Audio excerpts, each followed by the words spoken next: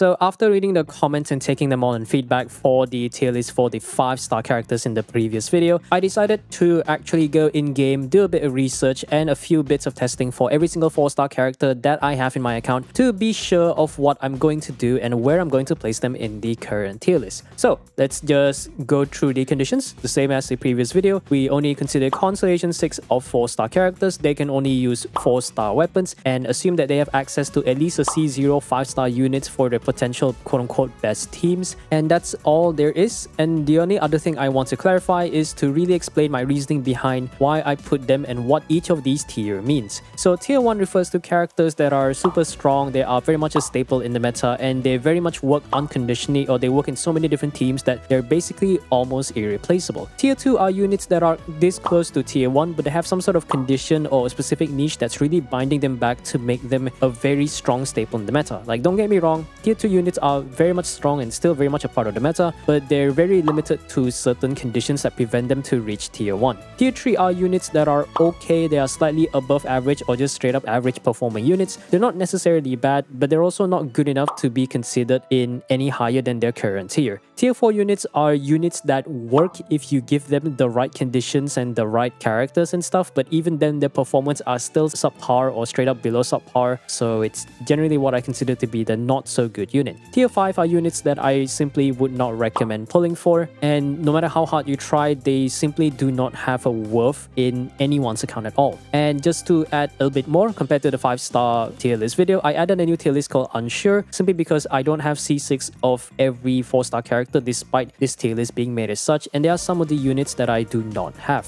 Now without further ado, let us begin with the newer characters. So Lisa is going to have to be a tier 3. So Lisa as a DPS build is actually not bad based on my current testing of the current Abyss. After looking up Kaching Main's guide, I decided to give her my best 4-piece Thundering Fury build with a very much a DPS build, and her performance in that team is not bad. Granted that she has access to the best supports with Fischl, Nahida and Kazuha, but I was actually quite surprised with how good Thundering Fury is on her. I also tried the other teams like Hyperbloom and the support Ascension 4 Defense Shred Lisa, and all I can say is that the Hyperbloom team is not bad, but it's not consistent since Lisa lacks a proper way to trigger Hyperbloom consistently. But on the other hand, the Defense Shred team is actually pretty good for whichever teams that can take advantage of it. For this particular scenario, I tested her with a Nouvellette team where I ran the Songs of Healing's Days or Healing's Past, whatever the freaking artifact is called, with a Favonius Codex to provide some energy to the team, and the damage from Nouvellette's charge attack is pretty decent. So Amber is also going to have to be, actually never mind, Amber is going to have to be a tier 4. So if you try to run her as a charge attack DPS, her damage is not good enough. It's very much a co-op option, and if you try to play around her Baron Bunny remote detonation from her Constellation 4, it is rather difficult to play it because amidst of a fight, it is quite difficult to aim for its foot in order to trigger the remote detonation.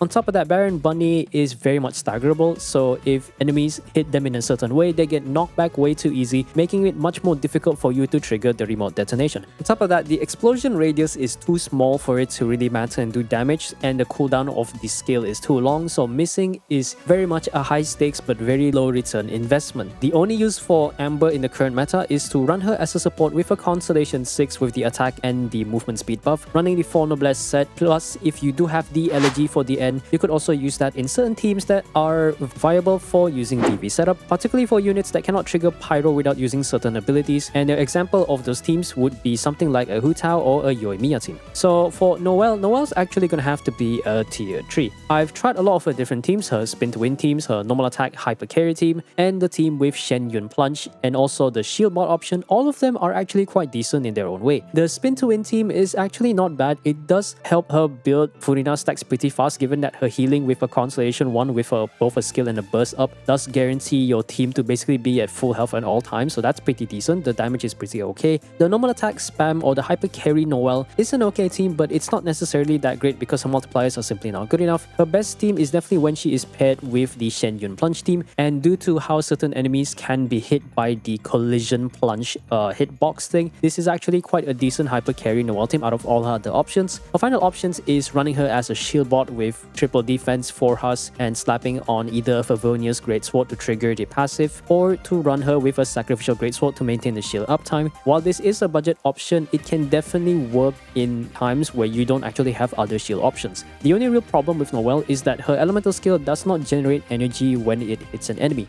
So for the next unit is the reason why I decided to re-record this in the first place. Barbara is going to have to be a tier 4. She is an amazing healer, but she has a non-existent hydro application unless you run her on field. She's only usable on Furina teams being a healer, but we do have better options, which includes her sister Jean. She is also quite usable in her Nilo teams, but her hydro application does leave quite a lot to be desired, and at that point you may as well just run Yao Yao as your healer and slap on Xingqiu for a proper hydro application. Outside of these specific teams, I don't really see a place where she can really fit in the current meta, and I personally feel that she is nothing more than a free unit and mostly an exploration or a beginner unit that is given for free. So the next one is going to be Sucrose. Sucrose is going to be our first tier 1 character. So Sucrose, it says a lot about her when her only competition in this current category is Kazuha. Being a catalyst character, she can actually run the Trilling Tales of Dragon Slayer to buff your active character's attack, and if you build her for full AM, you can actually buff the entire team's elemental mastery, which is a massive buff for any reaction based teams. And it also says a lot that her being second place in a category where there's only 2 of a specific type of buffers does say a lot, given that the only other person is Kazuha. She does have a very cool interaction with Goba's Swirl, and that allows a team called Sukokomon to work, which is a very weird team, but nevertheless it's a welcoming one. Her only real downside is that her grouping from her burst is non-existent or just straight up horrible. Not only is the range limited, the absorption range of her burst is very close to the core of the butterfly, which means if you want to get elemental infusion for the damage bonus for her Constellation 6, it is quite difficult to trigger that and sometimes unreliable. For the next unit we have Fischl, and she's going to have to be at tier 1.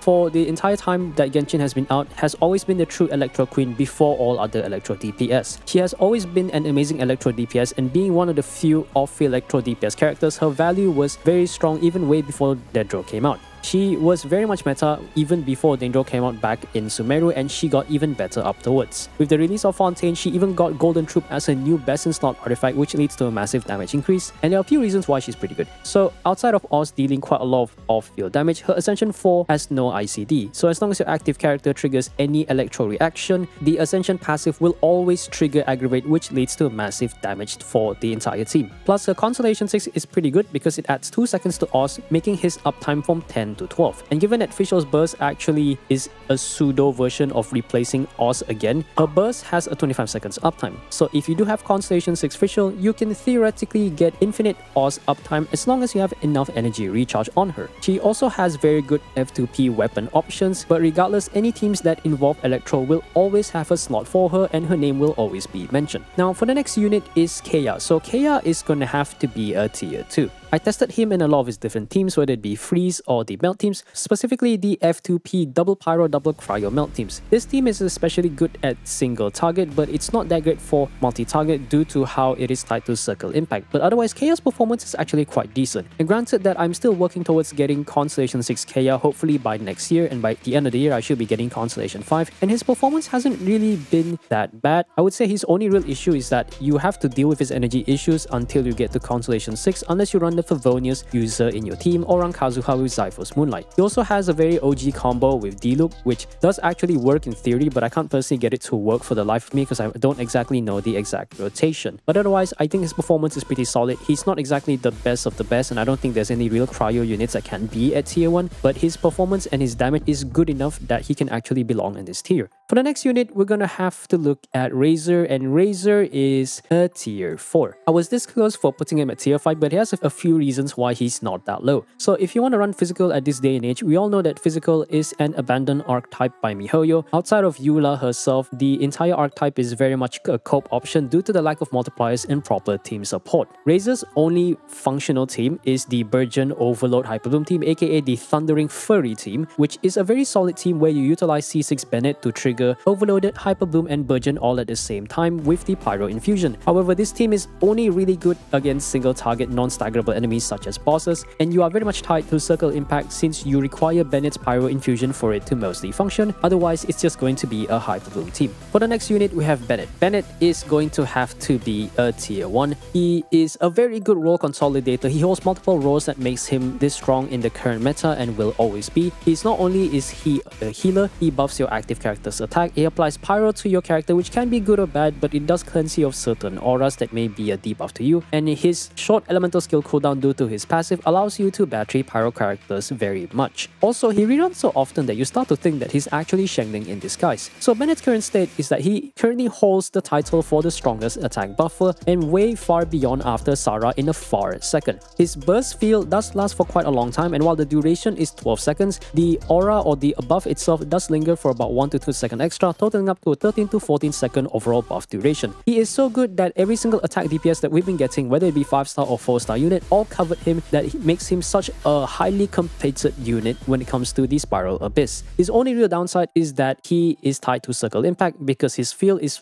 fixed to a specific area. However, you can minimize this downside with proper planning if you are familiar with the enemies you're going against. Now, the next unit, Ningguang, is a tier 3 unit. Unfortunately, Ningguang is tied to a bad element, but otherwise her damage potential is actually quite decent. Now, while she does have the special mechanic with a charge attack, it doesn't really contribute that much compared to her elemental skill and burst combined. And she does have a few notable issues that kind of holds her potential back. While her Jade Screen or her elemental skill does have a big hitbox, it can easily be destroyed by super strong attacks, or it can be consumed by the hitbox of a boss. And the burst projectiles can be inconsistent in aiming and targeting, and the same goes for charge attack, as you can see in the gameplay right now. Due to the wonky auto-targeting mechanic in Genshin, Ningguang's ability to consistently hit enemies can be gimped by the game itself. And there's also the issue with how her burst works. Whenever you use her elemental burst, you get 6 burst projectiles, and if you have her skill on field, she will get another 6 projectiles, which leads to a massive damage buff. However, if your screen gets destroyed or you don't have it on field at all, that will lead to an overall damage loss, which can be a problem to the team's overall DPS. And also, this is a problem for the overworld, but her projectiles can get consumed in small areas due to the pathing of how it works. However, she does have some pluses outside of damage. She can work as a second teammate for Navia and even specifically Chiori, with helping getting a second Samato for the construct, but she doesn't have much use otherwise due to all these technical issues. The next unit we have is Beidou. Beidou is going to have to be a tier 2. She is a very niche unit, but she is amazing in the right conditions. The damage reduction from her burst does help with your team's survivability. Her Constellation 2 is a massive damage boost given that you're going against only 2 enemies, upwards of a 300% damage increase. While she's not particularly great against single target, her burst is very useful against multiple enemies. She does have high energy requirements, but this is solvable if you run her with a second Electro unit or a Favonius user or even Raiden. Not that she has any proper synergy with Raiden's burst, so that's not really recommended. If you want to run her as a hyper carry parry build, that is also pretty decent. For the current Abyss, she's actually pretty good in the top half, since all of them outside of the perpetual mechanical array are only stuck with waves of 2 enemies, which makes clearing the top half relatively easy. Unfortunately, outside of her niche, she's not useful most of the time, so she only really shines when the Abyss is only filled with pairs of enemies. For the next unit, it's going to be Shengling. Shengling, we all know where she's going. Oppa Shengling is easily uncontested tier 1, and we all know why. She is the uncontested Archon of Spears due to her ability to be able to make use of every single spear in the game. Her burst is 14 seconds of 0 ICD pyro application, which means it will trigger a reaction whenever it hits the enemy whenever it can. She has so much more reruns than some of the 4-star units combined. I'm starting to think that this is some sort of like conspiracy theory or some sort of like propaganda that Hoyo's trying to share for us.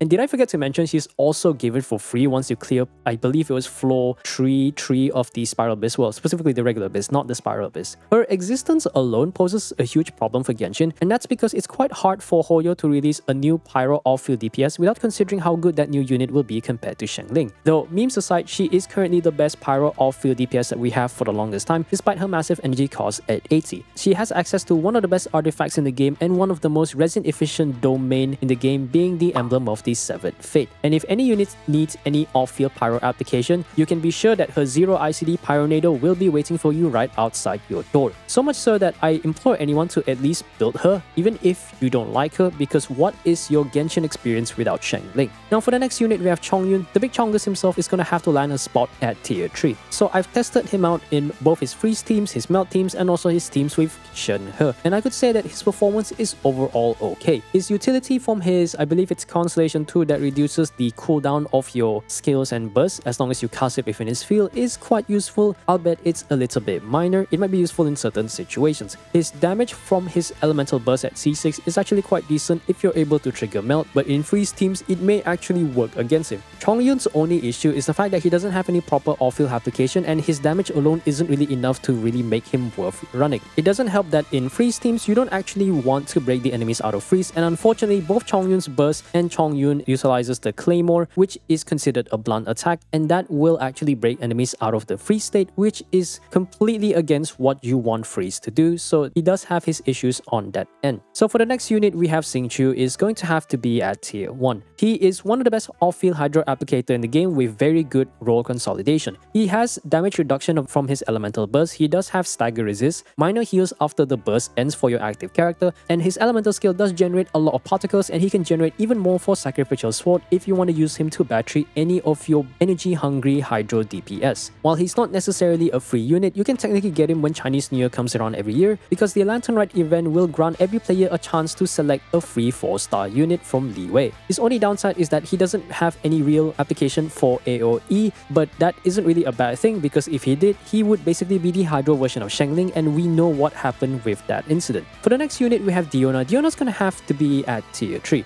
I wanted to put her maybe a little bit lower or maybe a little bit higher, but I ultimately placed her here due to her roll consolidation. She has a very great shield, decent healing from her burst, and can battery a lot of cryo units with the amount of particles she generates from her skill. The EM buff from her C6 is pretty good for reaction-based teams, but otherwise she is very much a niche unit. Her off-field cryo application from her burst is very slow, so isn't really that great, and her idea of a unit is quite contradictory. Like, having a shield and being a healer is a bit weird, because if you have a shield, a very strong one, you wouldn't necessarily need healing. And if you have a healer that's able to heal the entire team very well, there wouldn't really be a need for you to have a shield. And it's weird that Diona is a unit that is more made towards a shielder but somehow has healing, but to be fair, she was made during the old times when Furina wasn't really a thing, so it is what it is. The next unit is Xinyan. Xinyan's gonna have to be at tier 4, and there's a few reasons why she's not exactly at tier 5. I would say out of all units, she is one of the worst units in the game. Her physical damage build is close to useless, and I would argue that Fremine or even Razor is better. Her scaling is just simply weird. Her shield health is based on defense, however, most of her damage scales of attack, which really confuses players on what you really want to build for. She'll build for attack for more damage, or she'll build for defense to make her shield even stronger. We're not sure. Her best team is the Plunge Vape team with Shen Yun, and that is quite premium, and it does require 2 5-star units, and the numbers are very much inferior to Diluc because Diluc has a stronger or higher damage multiplier for the plunging attacks. You can also run her with C6 Bennett as a spin to win if you do get her C6, but it's generally not that much better than a lot of the other DPS units out there. However, there have been some news that she might have some sort of double swirl off-field pyro application use with Morlani in the future, so maybe her value will go up a little bit depending on how that goes. So for the next unit, Rosaria. Rosaria is going to have to be a tier 2. I would say out of all off-field cryo DPS, which we don't really have that much, Rosaria is probably the best out of all of them, maybe besides Ganyu. She is particularly great in both her cryo archetypes being freeze and melt teams. Her numbers are pretty solid, and she does have the utility of buffing her own crit rate from one of her passive, and also buff the team's crit rate with her other passive after using her elemental burst. And this makes it much easier for you to crit fish, which is very useful for freeze teams so that you don't have to build that much crit for your Blizzard Strategy characters, or you can make your Eula crit less than once in a blue moon. The only downside is that circle impact, because her lance only stays in a specific area for a very long time, and she also can get interrupted mid-animation while casting her skill, which will go into cooldown, so you won't be getting any particles or doing any damage or doing any sort of cryo application.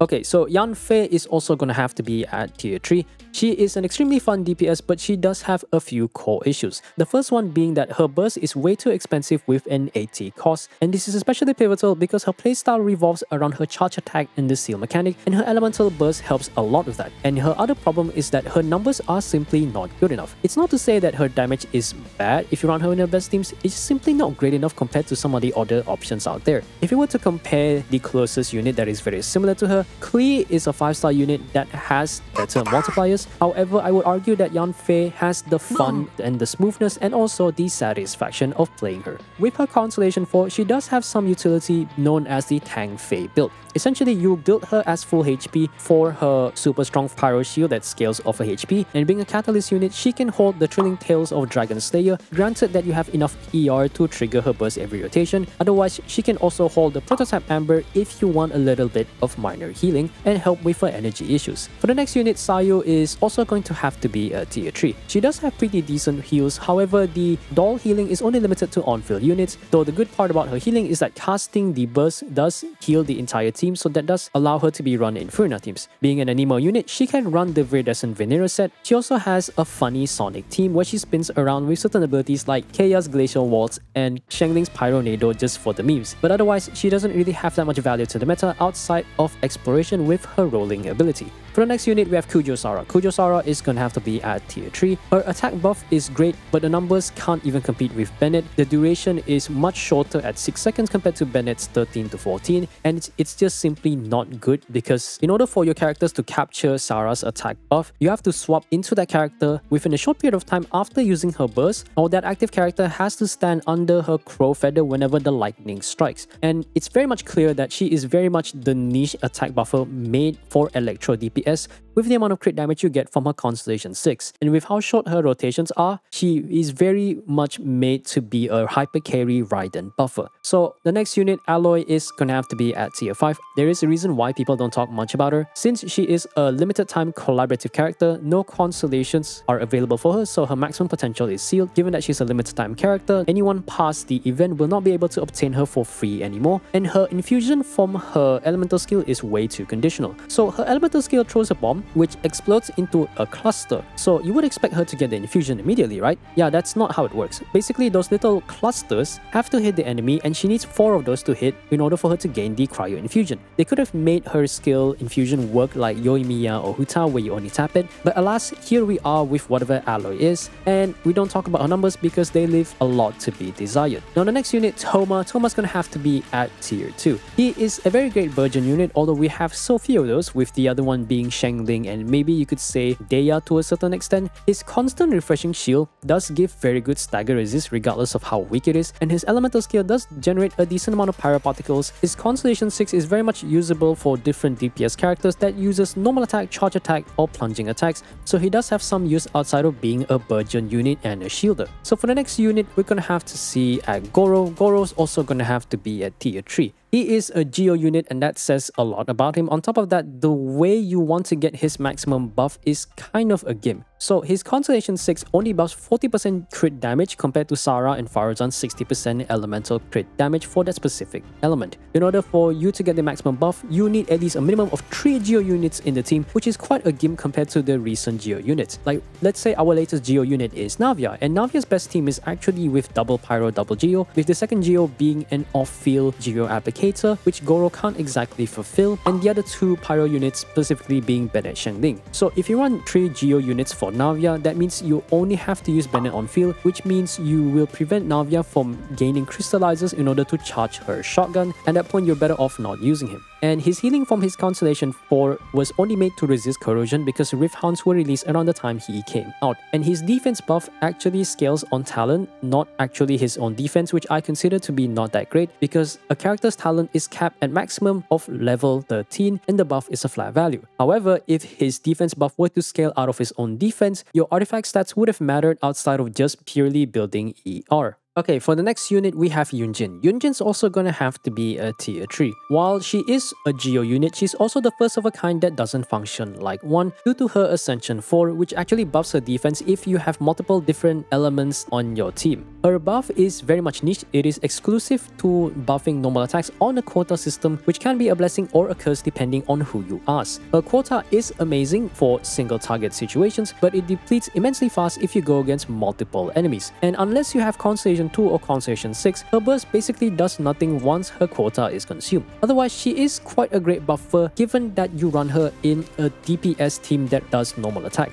For example, she's actually better for Euthymia compared to a Constellation 5 Bennett if she is C6. Of course, once your Bennett is C6, he is better for Euthymia. I would say her current position in the meta is very much outdated since we have more generalists and better support in the recent time. For the next unit, we have Kuki Shinobu, easily going to be tier 1. She was not very useful before Dendro came out and she was released way during Inazuma, I believe. However, the moment Dendro came out and Hyper Boom became a reaction, she instantly became one of the best 4-star units or one of the best 4-star DPS. With Constellation 2, you can possibly gain up to an infinite skill uptime due to how it works, and her healing is actually quite decent for on-field characters. She can also work as a defensive unit in certain quicken teams if you don't want to run her as a Hyper Boom bot. Otherwise, I don't really have anything else to say about her. She's a great unit for anyone who wants a team with a very high damage ceiling with a very low investment by utilizing Hyper Boom. Next one, we have Shikanoin Heizou. So Heizou is going to have to be at tier 2. He is a very good Anemo DPS, granted that you have Constellation 6 Faruzan, Furina, and also a Bennett, basically the best buffers if you want to run him as a hyper carry unit. Otherwise, if you have at least a Faruzan or you want to run him as an on-field driver for any Pyro, Hydro, Electro, Cryo DPS, you can snap on the 4 Iridescent Veneer and as well as run him as a triple EM or a pure DPS build. His damage at Constellation 6 is no joke with the amount of crits that you actually get, and with proper investment, you can actually clear even up to the Spiral Abyss. His only downside is that his normal attack does very minimal damage. However, I would consider that not to be a bad thing because it allows you to play him in a quick swap team in order to refresh your abilities and gain some energy particles from their other abilities. For the next unit, we have Collei. Collei is also going to have to be a tier 3. So she does provide pretty decent Dendro application. She has the fastest Dendro application right now with her Elemental Burst, and with her Constellation 2, her Dendro uptime can actually be a max of 12 to 15 seconds thanks to one of her passive. But clearly with how short her abilities last, she's very much made for teams with shorter rotations or basically quick swap teams in order for you to refresh her Dendro application. She is also kind of good for Nilo Bloom teams, and she is overall a good partner or an alternative to a second Dendro unit such as Dendro Traveler and Kirara.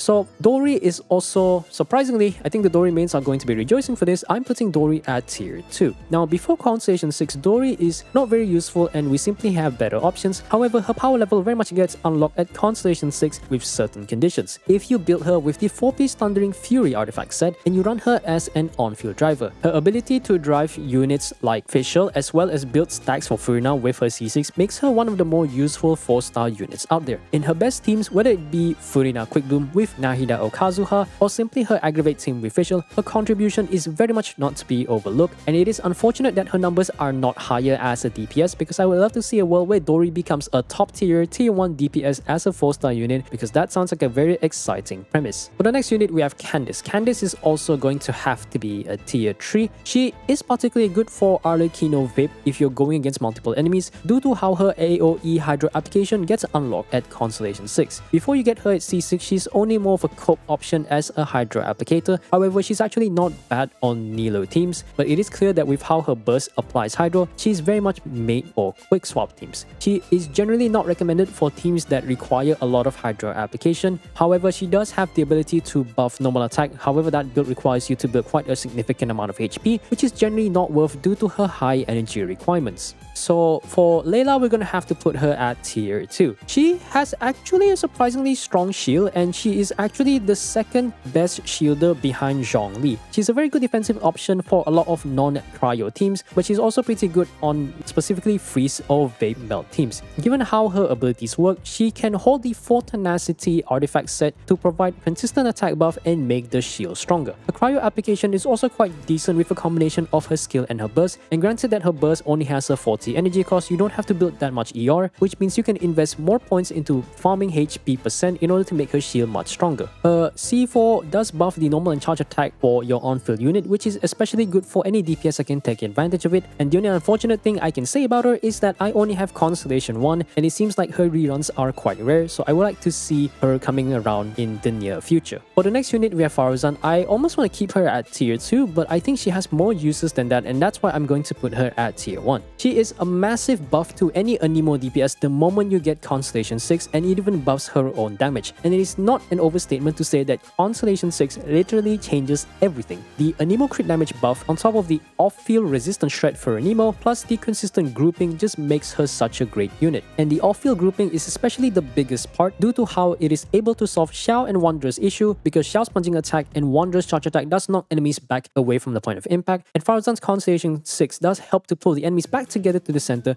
so that your Xiao and Wanderer can do maximum damage. Outside of Anemo teams, you can actually run her with the VV set or the Tenacity set to buff any non-Anemo DPS. So her grouping is also quite valuable in situations where you don't have Kazuha, especially if you have a Constellation 1 and you want to on-field her for a few seconds. And also, her damage is actually non-negligible if you want to build her for an ADC build, which personally, as someone running her with Favonia's Constellation 6 at level 90, her energy requirements get very much soft once you do have C6, so it kind of allows you to actually just run Favonia's alone and still gain enough energy to actually burst every rotation. Yao Yao is going to have to be tier 2. So she has very decent Dendro application from her skill. While it may not be the strongest, the healing is rather valuable. What's good about how her healing works is that the rabbit will always target the enemies that you are hitting, and it also has a condition on who it prioritizes. If your health is above, I believe, 70 or 80%, Guai will target the enemy that you are hitting, but if your health is below 70%, Guai will start throwing radishes at you to keep you alive. And what's good about the radish is that the AoE is decent enough that if you are able to hug the enemy when Guai throws the radish at the enemy,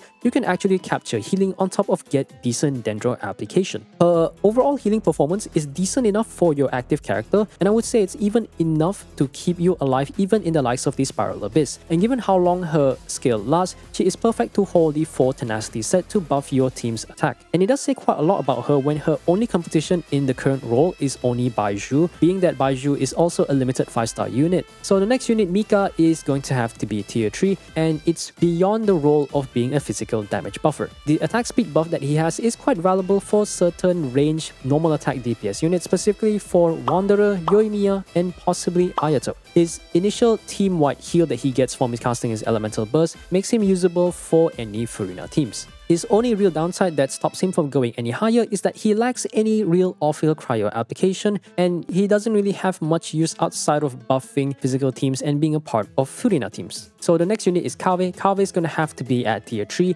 and as much as I would like to put him lower, after doing a bit of testing, he does have some his uses, specifically as an on-field driver. He's basically made to be one of the partners for Nilo teams, especially if you do not want to run a healer, since one of his passive actually heals him when the Bloom cores explode. Otherwise, if you want to run him as a Dendro on-field healer, he's okay for Burgeon and Hyper Bloom teams, and a TLDR for him is that he is an option if you don't have any other better ones. For the next unit, we have Kirara. Now, Kirara is going to have to be at tier 2. So, Kirara is a very solid Dendro shielder for any teams that has to deal with Dendro self damage, particularly for Nilo Bloom, and she's also pretty decent as a defensive option in aggravate teams. While I do not have Constellation 6, I can easily say that her shielding performance at C0 is pretty strong. On top of that, her C4 helps with some off-field Dendro application, and it's particularly helpful in aggravate teams to maintain the quicken uptime. The Constellation 6 is a nice all damage boost in general. And there's a cool thing about her is that if you use her short hold skill tech, which is essentially you hold the shield to get the stronger shield, you can also gain the shorter cooldown of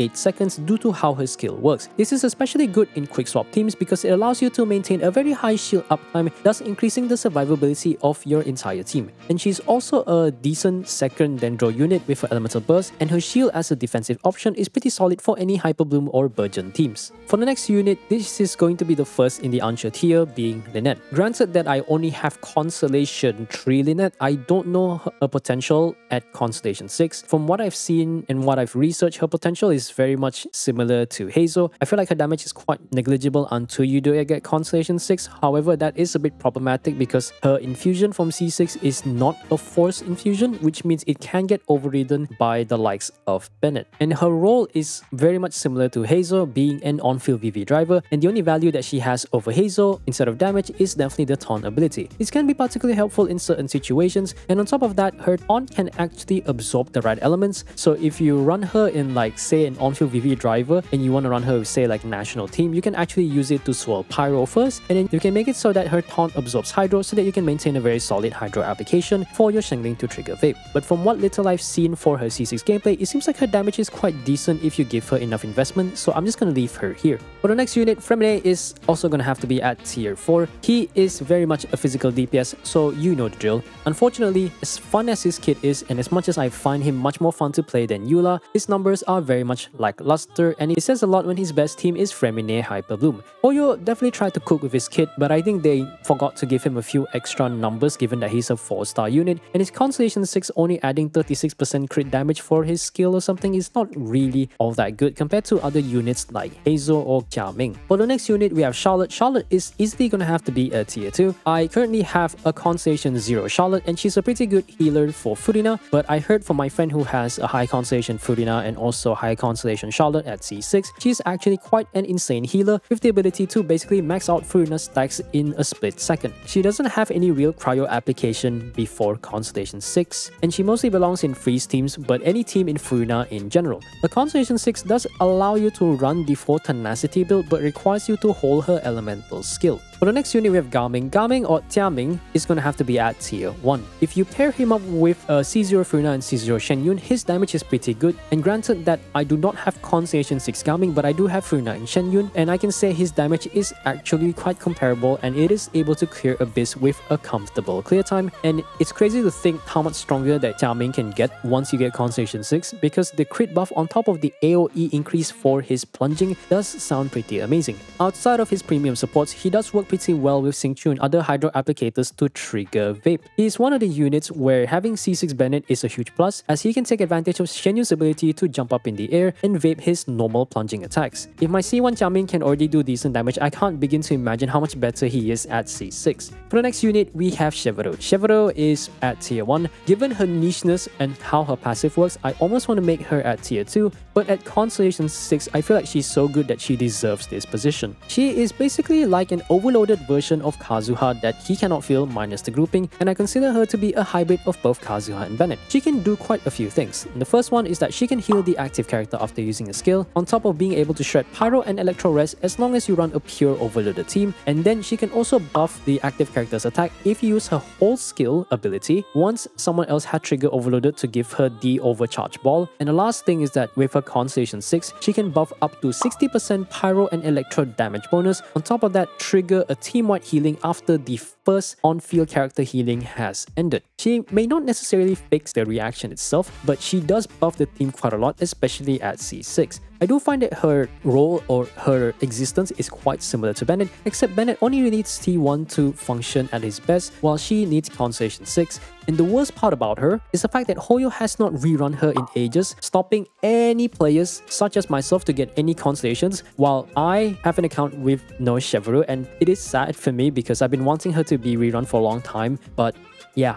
She's the only 4-star that I don't have. All I feel is pain and suffering. Now, for the next unit, we have Setos. So Setos is actually going to have to be at tier 2, and I was quite surprised by his performance. I've ran some of his teams. I've built him to level 90, give him some of my best Wander's Troop artifact, which I stole from Ganyu, and I ran some teams testing out both his charge attack and his normal attack spam playstyle, and I can say both are pretty good that they can clear the Spiral Abyss with a decent time. Arguably, the normal attack spam playstyle does have a higher damage ceiling, but I would say that the charge attack playstyle is much more fun. However, I think the best way to play him once you get Constellation 6 is knowing when you're able to do a few charge attacks to do some good damage, on top of maintaining a very healthy energy economy so that you can use his burst every rotation. And it goes to show that one of his best weapons, being Slingshot, is a common 3-star gacha weapon, so that makes him much more accessible for the low spender or for the F2Ps. And his best artifact set is the Wander's Troop, makes it much easier for you to gear him since you can get it naturally from farming overworld bosses while you level up your fodder characters, or you can feed your fodder 5-star artifacts into the strongbox. While his numbers may not be good enough to contend with some of the 5-star Electro DPS out there, I can definitely say for sure that he isn't that far behind in terms of overall performance. And now for the last few units, I'm gonna go over the 5 Elemental Travelers. As for Anemo Traveler, I'm also gonna have to put in the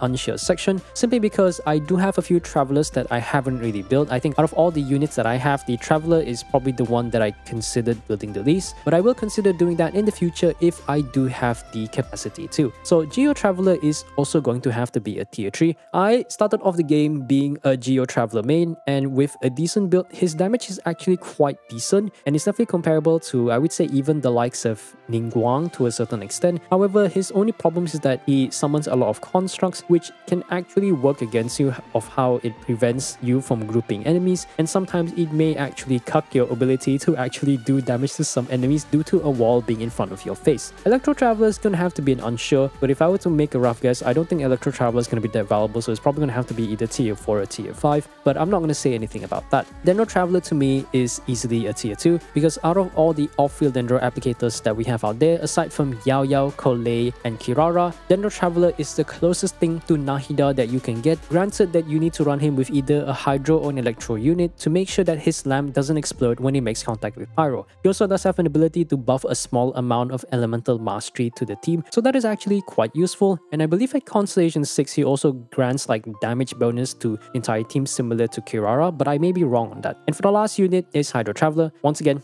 another unit in the unsure tier, because I heard that he was so bad that you don't even want to consider building him. Maybe with enough investment he'll be decent. I don't even know if he has any proper HP scaling, but as far as I know, Hydro Traveler is, yeah, it's a Traveler. As far as I know, out of all the Travelers, I think Dendro and Geo Travelers are the only one worth building. I am interested in building the Anemo Traveler, but we'll have to see in the future, because the one annoying thing about Traveler is that he uses every single talent of that specific region of the element that he's at, which makes it quite annoying to farm for his talents. But outside of that, this is my tier list. This video is a little bit longer because I try to be more thorough with my reasoning, and with enough feedback from the 5-star video, I'll admit to something to say that the 5-star tier list is based on my experience of playing all those characters, and I should have added a tier for characters that I'm unsure their tier of. But as far as I know, I've played more 5-star characters than I have played more 4-stars, and I can say, going back, doing a bit of research and doing a bit of testing, I definitely need to spend more time playing 4-star characters, of which I will try to do once Natlan comes around and once I don't have any more commitments for my resources. Otherwise, what do you guys think about this tier list? I hope the reasoning can convince you guys, and if you guys disagree with certain placement of the tier list, please don't hold back then say in giving a like, dislike, or putting your thoughts down in the comment section below. Although, since I do want a proper discussion to be held down there, please give your reasoning on why you feel like certain characters should be higher in the tier list and certain characters should be lower in the tier list. I think that's it for the tier list videos that I'm going to be doing for now. Thank you for watching,